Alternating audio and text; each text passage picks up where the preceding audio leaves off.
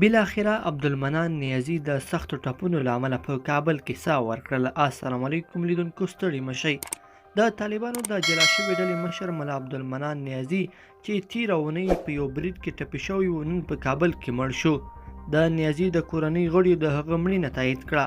عبدالمنان نیازي د سې شنبې په شپه د هرات د ګذري او ادرسکن ولسوالیو ترمنځ د پیرخولي په سیمه کې برید پرې شوی و چې له کبله یې نیازي صاحب سخت ټپي او 3 ملګري وژل شوي وو. هغه په پیل کې د هرات په حوزوي روغتون کې بستر شو، خو وروسته د درملنې لپاره کابل ته یوړل شو. عبدالمنان نیازي او د کوټې شورا یو شمېر نور غړي په 1994 لمریز کال کې د ملا محمد عمر اخوند د مړینې له اعلانېدو وروسته د نوي مشرتابه پر سر د طالبانو لاسلي ډلې بیل شو. د وروسته د هرات په شنډل ولسوالۍ کې د ملا محمد رسول اخوند په مشرۍ بیله ډله جوړه کړه. ویل کېږي چې ملا رسول اخوند د پاکستاني استخباراتو له لوري نیول شوی او اوس هلته بندي دی.